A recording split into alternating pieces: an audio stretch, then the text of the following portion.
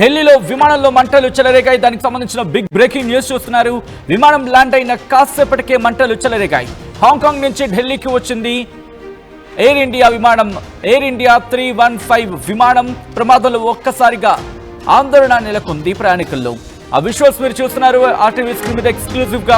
This is the disturbing content. మీరు description is advice. ఈ కథను మిమ్మల్ని కాస్త కలవరపరచవచ్చు. దీనికి సంబంధించి తగిన జాగ్రత్తలు తీసుకోవాలని ఆర్టీవీ సూచించడం జరుగుతోంది.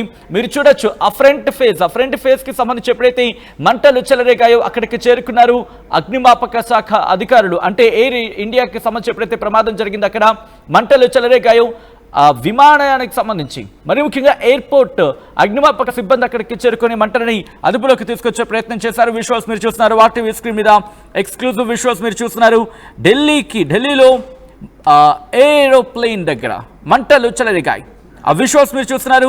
ఒకసారిగా భయాందోళన వాతావరణం నెలకొంది. మరి ముఖ్యంగా కొద్ది నెలల క్రితం జరిగిన గుజరాత్ ఘటన మర్చిపోకముందే అదుగు మీరు చూడొచ్చు రైట్ సైడ్ కి సంబంధించి ఆ రైట్ సైడ్ అక్కడ విమానంలో మంటలు అంటుకున్నాయి. దీంతో పొగ ఆవరించేస్తున్న విజువల్స్ మీరు చూస్తున్నారు ఆర్టీవీ స్క్రీన్ మీద ఎక్స్క్లూజివ్ గా.